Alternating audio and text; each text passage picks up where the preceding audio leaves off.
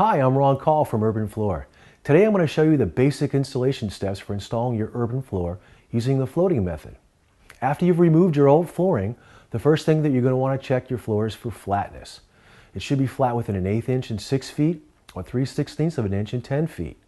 Notice I didn't say the floor had to be level, only that it needed to be flat within tolerance. A slight slope to your floor, as long as it's flat, will not hurt your installation. You'll need some basic tools to install your new floor. A tapping block, hammer, pry bar, spacers, glue, and blue painter's tape. You'll also need a table saw and a chop saw to cut the wood in the moldings. As we get started, the first thing you want to do is take a piece of your underlayment and a piece of your flooring and undercut your door jamb so the floor can easily fit underneath for a clean, professional look. You may need a small chisel to remove any stubborn pieces of wood, and be sure to remove any loose pieces of debris.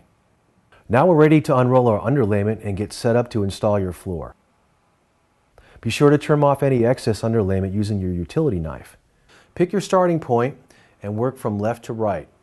Insert your spacers as you go along so you can maintain your expansion gap as you install the floor. Be sure to stagger your end joints 6 to 8 inches apart. This will add strength and beauty to your floor. Apply a continuous bead of glue into the groove of each board on both the length and the end joints. Now you're ready to install the first board of the second row into the first board of the first row. It should slide into place fairly easily. As you're installing your rows, use your blue painter's tape to keep the floor from moving around while you're waiting for the glue to cure. Do not use regular masking tape, as this may affect the finish on your floor. As you approach the doorway with your last board, mark it for cutting, maintaining your expansion gap. In this installation, we'll be using a reducer molding to transition to the adjacent floor that is lower than our urban floor.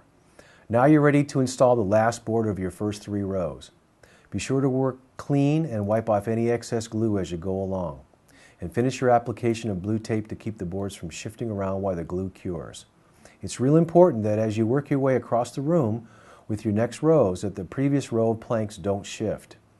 Alright, so you've got your first 3 rows in and they're all taped up with your blue tape. This might be a good time to take a little break and maybe grab some lunch just to give the glue some time to set up and cure a little bit. Now remember, as you continue to work your way across the room, work from left to right and continue to use your blue tape.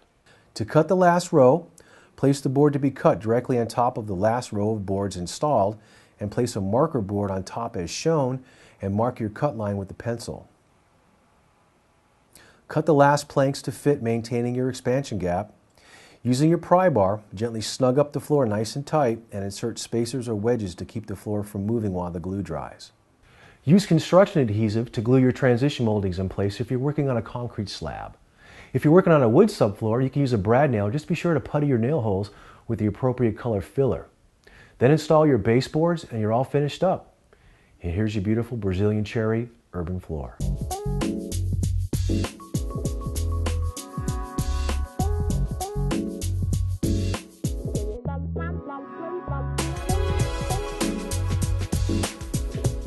Once again, I'm Ron Call, and I just showed you the basic installation steps for installing your urban floor.